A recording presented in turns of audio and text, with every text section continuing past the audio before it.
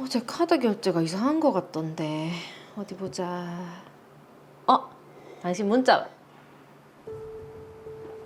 자기야, 주말에 만나.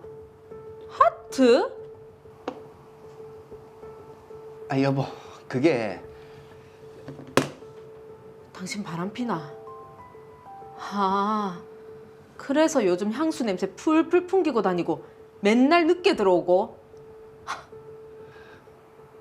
바람 아니고 사랑인 것 같다. 사랑? 우리 이혼하자.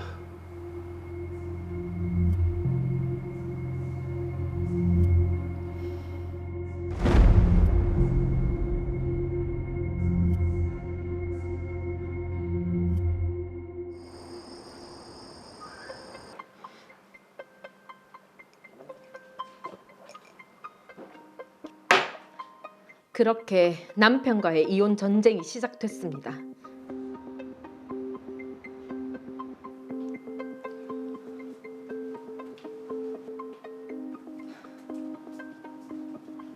이 시간에 무슨 일이고? 우리 이혼 정리해야지.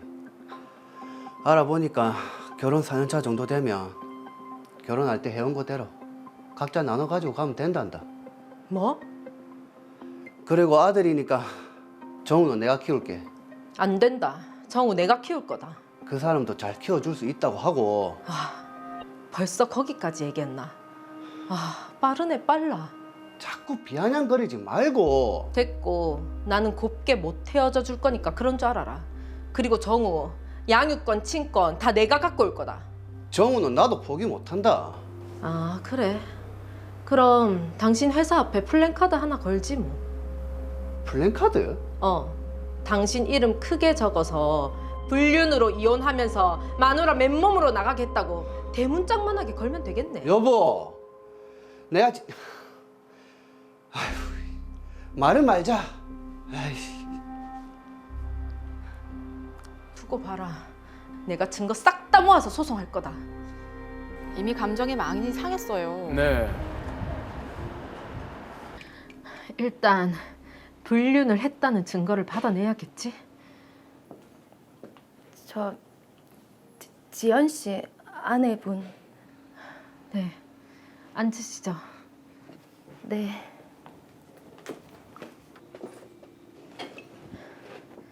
피차 다 알고 온 거니까 돌려서 말 안 할게요. 우리 남편이랑 불륜 저지른 거 인정한다는 서류 하나만 써주세요. 죄송합니다. 제가 처음부터 그러려고 했던 건 아닌데. 그리고 우리 남편이랑도 헤어져 주세요. 네?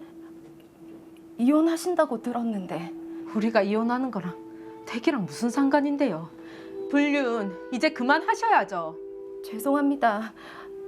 제가 아내분께 정말 죽을 죄를 지었지만 저 그 사람 사랑해요. 헤어질 수가 없습니다. 아이고 참 어떻게. 죄송합니다. 정말 죄송합니다. 죄송하다면 헤어져야죠. 안 그래요?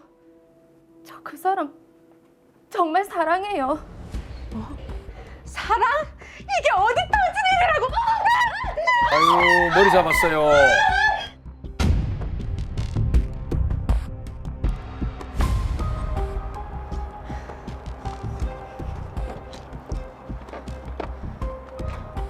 확실한 증거가 있어야 소송에서 유리하겠지.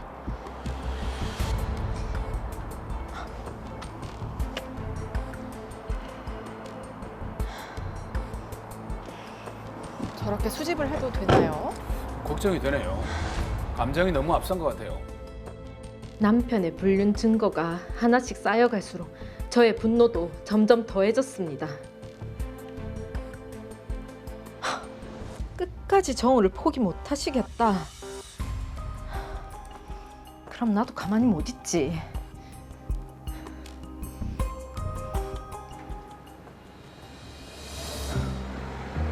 여기가 그 불려오 가게네. 번듯하니 좋네. 그럼 한번 시작해 볼까? 직접적인 행동에 나서시는데요.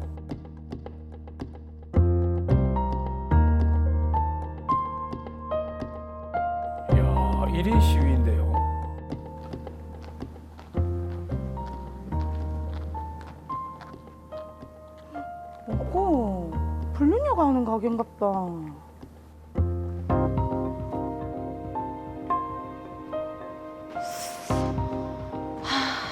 오늘따라 왜 이렇게 손님이 없노? 이상하네. 저게 먹고. 아니, 지금 이게 뭐 하는 짓이에요? 이거 엄연한 영업방해인 거 알고 계시죠? 영업 방해라니요. 내가 손님 길을 막았어요. 뭘 했어요? 이거 명예훼손인 건 알고 계시죠? 명예훼손. 불륜녀를 불륜이라고 하는데 왜? 저 이거 경찰에 신고할 겁니다. 마음대로 하세요.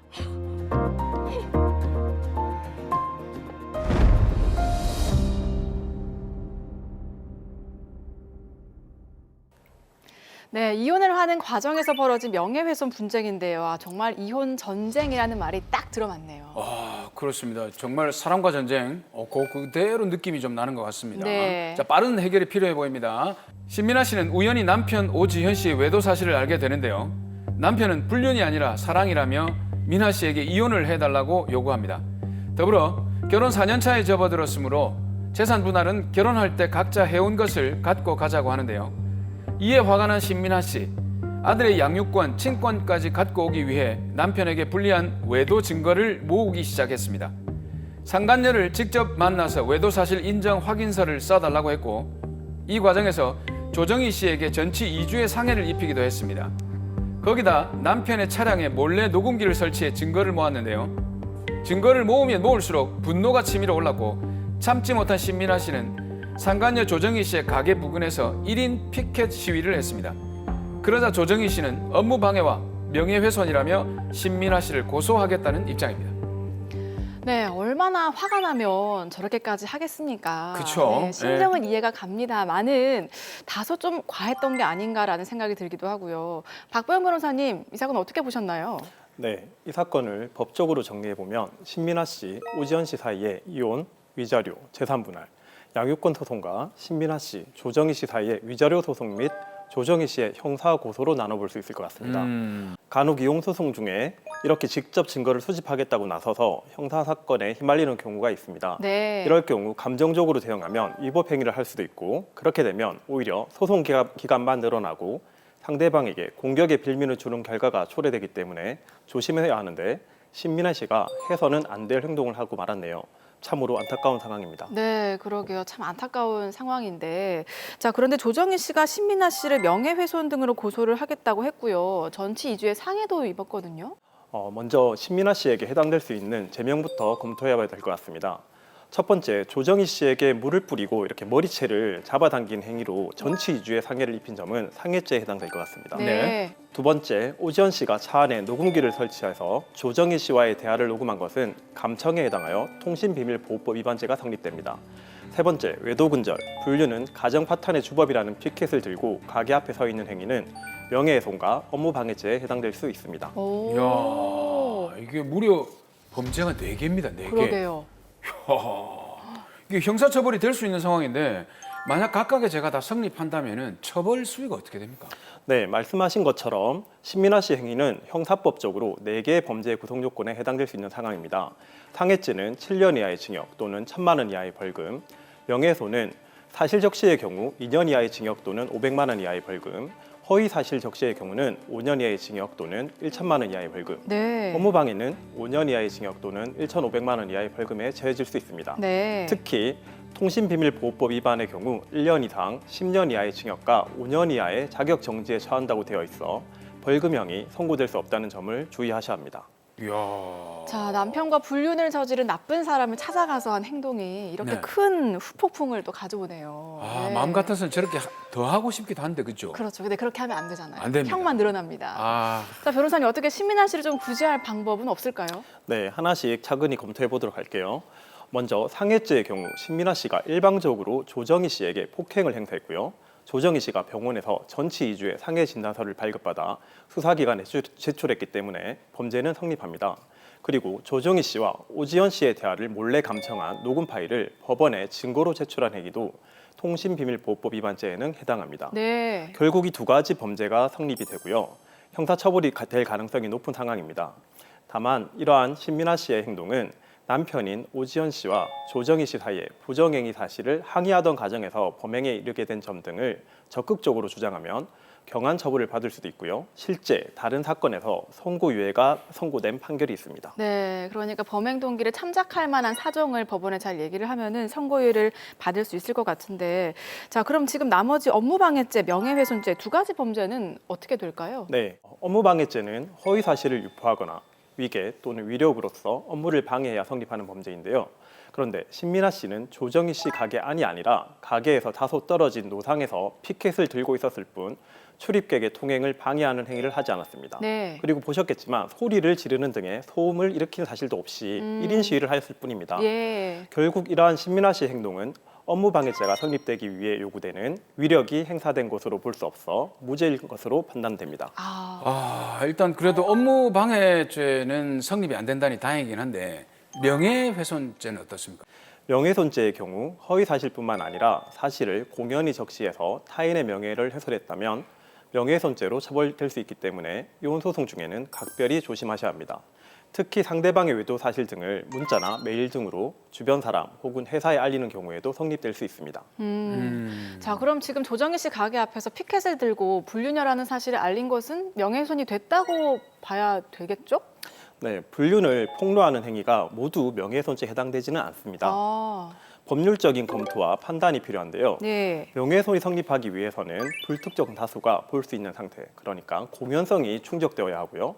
발화자의 폭로를 토대로 피해자가 누구인지 특정될 수 있는 특정성도 충족되어야 합니다. 근데 이 드라마에서 보면 피해자가 정확히 누구인지 특정되지 않았지 않습니까? 그렇죠. 그럼 특정성이 충족이 안 되니까 명예훼손죄 해당 안 된다고 봐야 되는 거 아니겠습니까? 네, 노상에서 피켓을 들고 있으니 공연성은 당연히 인정되지만 네. 조정희 씨 가게가 있는 건물에 조정희 씨의 가게뿐만 아니라 다수의 사람이 상주하고 있어 피켓 시위로 명예의 주체가 특정되었다고 보기 어렵다고 판단됩니다. 네. 그리고 외도근절, 불륜은 가정 파탄의 주범이라는 피켓 문구는 사실 적시라기보다는 단순한 의견 표명에 불과하여 조정희 씨의 사회적 가치나 평가를 저했다고 보기 어려울 것 같아 명예훼손죄 역시 무죄인 것으로 판단됩니다. 네. 자, 그럼 정리를 해보면요. 지금 상해죄와 통신비밀보호법 위반죄는 처벌을 받아야겠고 명예훼손과 업무방해죄는 성립하지 않을 것 같다라고 하시니까 참 다행인데요. 근데 이혼 소송 중에 이런 명예훼손 사건이 종종 발생을 하나 봐요? 네, 그렇습니다. 예. 종종 본인이 직접 증거를 수집하겠다고 나서서 이런 실수를 범하거나 심부름센터 같은 곳에 의뢰를 해서 불법 증거를 수집하는 경우들이 있는데요. 네. 절대 해서는 안 되는 행동입니다. 특히 사실적시 명예훼손이 성립할 수도 있는 만큼 주의가 꼭 필요한데요. 실무에서 사실적시 명예훼손 사건의 핵심 쟁점은 공연성 성립 여부에 있습니다. 대법원은 명예훼손죄의 공연성에 대해 개별적으로 소수에게 관련 사실을 알렸더라도 그 상대방이 불특정 또는 많은 사람들에게 적시된 사실을 전파할 가능성이 있다면 공연성이 인정된다고 판시하고 있습니다. 네. 사실적시 명예훼손에 따른 처벌 가능성이 커진 만큼 배우자의 불륜을 알게 됐다면 침착한 대응이 필요합니다. 불륜 사실 어디 문자만 보내도 큰일 나겠네요. 그럼요. 조심해야 됩니다. 네. 근데 이혼 소송 중에 이렇게 명예훼손으로 소송이 제기가 되면 민사소송에서 형사소송으로 넘어가지 않습니까? 네, 이거는 그렇습니다. 어떻게 되는 겁니까? 네, 억울함을 풀려다 되려 상대방에게 손해배상 청구를 받거나 형사처벌을 받을 수 있는데요. 그러므로 배우자의 불륜으로 이혼 소송을 준비 중이라면 냉정한 태도를 유지하고 변호사의 조력을 받아 법적 대응을 하는 것이 효과적입니다. 네. 자, 그럼 이제 신민아 씨와 오지현 씨 이혼 얘기를 좀 해봐야 될 것 같은데요. 일단 신민아 씨는 이혼에는 합의를 했습니다만 재산 분할과 양육권 또 친권 등을 두고 남편과 지금 큰 갈등을 보이고 있거든요. 어떻게 대처를 하면 좋을까요? 네, 오지현 씨와 조정희 씨의 부정행위로 가정이 파탄되었고 오지현 씨는 유책 배우자이므로 신민아 씨는 오지현 씨를 상대로 이혼, 위자료, 재산 분할, 오정우에 대한 양육권과 양육비를 청구할 수 있고요. 조정희 씨를 상대로 위자료도 청구할 수 있습니다. 자, 그런데 지금 신민아 씨가 불법적으로 수집한 이 감청 녹음 파일을 법원에 제출하면 이게 부정행위를 입증하는 증거로 채택이 되나요? 안 되지 않습니까? 네, 형사소송에서 수사기관이 위법하게 수집한 증거는 증거 능력이 배제됩니다. 그리고 사인이 위법하게 수집한 증거의 경우 피고인 개인의 이익과 효과적인 형사소추의 이익을 형량해서 증거 능력을 인정하는 것이 대법원의 입장입니다. 네. 이와 달리 민사소송 또는 가사소송에서 사인이 위법하게 수집한 증거는 증거 능력이 인정됩니다. 물론 불법적인 증거 수집은 그 자체로 범죄를 구성하거나 형사처벌 및 민사상 손해배상 책임을 부담하게 될 수는 있지만 네. 수집한 증거 자체는 제출된 법원에서 증거로 사용되어 승패소에 영향을 주게 됩니다. 이게 불법 행위 책임만 좀 감수를 하면 증거로 제출하게도 되겠다는 그런 생각이 듭니다만. 네네. 어쨌든 근데 이 드라마에서 보면 유책 배우자인 오지현 씨가 재산을 가지고 온 것만 서로 나누자. 그리고 양육권도 내가 가지고 가겠다. 이렇게 얘기를 하거든요. 이건 어떻게 될 것 같습니까? 네, 제가 확인해 보니 두 사람은 혼인 전에 모두 직장인이었다가 신민아 씨는 결혼을 하면서 직장을 그만두었다고 합니다. 두 사람은 결혼 4년 차이고요. 현재 오지현 씨는 직장인, 신민아 씨는 전업주부입니다. 혼인 당시 두 사람은 각각 5천만 원씩 부담해서 결혼식과 신혼집, 살림을 장만했다고 하는데요. 결혼 후 신민아 씨는 가사와 육아를 전담하면서 오지현 씨가 벌어오는 수입으로 대출을 받기는 했지만 현재 부부 공동 명의인 아파트를 소유하고 있고요. 적금과 오지현 씨의 퇴직금도 있는 상황이므로 재산의 형성 및 유지에 대한 기여도 50%를 주장해서 재산 분할을 받을 수 있을 것 같습니다. 이게 결혼 생활 10년이 안 되어도 재산 분할이 가능한 경우도 전체적으로 있네요. 재산을 형성한 경위나 기여도를 판단해서 판단을 하고 있는 것이죠. 네. 자, 그러면 아들의 양육권은 어떻게 되겠습니까? 네, 양육자 및 친권자 지정에서 가장 중요한 것은 자녀의 정상적인 성장과 복리를 위해서 누구에게 양육을 맡길 것인지인데요. 오지현 씨의 주장처럼 유책 배우자라도 양육자로서의 적합성이 충분하다면 양육자로 지정될 가능성은 있습니다. 네. 다만 아들 오정우는 현재 3세인 미취학 아동이고 그동안 신민아 씨가 주 양육자로서 사실상 육아를 전담해왔으며 정우와의 유대감도 오지현 씨보다는 훨씬 큰 상황이기 때문에 신민아 씨가 양육자 및 친권자로 지정될 가능성이 매우 높은 상황입니다. 예, 아우 다행이네요. 자, 그럼 신민아 씨는 지금 오지현 씨와 조정희 씨를 상대로 각각 위자료도 청구를 할 수 있는 거죠? 네, 그렇습니다. 신민아 씨가 오지현 씨와의 이혼 사건에서 피고로 두 사람 모두 공동 피고로 해서 소송을 진행할 수도 있고요. 각각 개별적으로 위자료 소송을 진행할 수도 있습니다. 그런데 여기서 꼭 명심해야 할 것은 부정행위로 인한 손해배상 청구 소송은 불법 행위를 원인으로 한 손해배상, 즉 부진적 연대 책임 인정되기 때문에 오지현 씨나 조정희 씨가 신민아 씨에게 인정된 위자료를 지급하면 그 금액만큼은 감액되기 때문에 나머지 금액만 청구할 수 있다는 점입니다. 네. 예를 들어 볼게요. 예. 이혼 소송에서 오지현 씨에게 위자료 3천만 원 인정되었고요. 조정희 씨에 대한 위자료는 2천만 원 인정되었습니다. 오지현 씨가 신민아 씨에게 위자료 3천만 원을 모두 지급하게 되면 네. 신민아 씨는 조정희 씨에게 더 이상 위자료를 청구할 수 없게 된다는 것입니다. 그러니까 합계 받을 수 있는 금액이 그렇게 정해지는 거네요. 예, 맞습니다. 근데 이 사건에서 신민아 씨가 아까 상해와 통신비밀보호법 위반 형사 사건 있지 않습니까? 그게 만약에 선고 유예로 결정이 난다면 민사 책임도 같이 없어지는 건가요? 네, 그렇진 않습니다. 선고유예는 범죄는 성립하지만 가해자의 재질이 비교적 가벼울 경우에 반성이나 자숙의 시간을 보내라는 의미에서 판결의 선고만 유예하는 것입니다. 그렇기 때문에 불법적 행위가 성립을 하고요. 그 결과 가해자에 대한 손해배상 청구가 가능합니다. 이 사건에서 신민아 씨가 조정희 씨의 부정행위를 원인으로 위자료를 청구를 하게 되면 조정희 씨는 신민아 씨에게 선고유예된 상해죄와 통신비밀보호법 위반죄에 대한 위자료로 상계항변이나 반소로 대응이 가능한 상황입니다. 네. 자, 참 이혼 소송 사건은 그 어느 사건보다 참 냉정함이 필요한 사건인 것 같아요. 그렇죠. 이렇게 저처럼 흥분하면 안 되는 거죠. 뭔가 더 늘어나는 거죠. 그러니까 길어지고 예. 늘어나고 그렇습니다. 자, 마지막으로 의뢰인 신민아 씨에게 한 말씀 부탁드립니다. 네, 오지현 씨와 조정희 씨의 부정행위로 가정이 파탄된 신민아 씨가 처한 상황은 매우 안타깝습니다.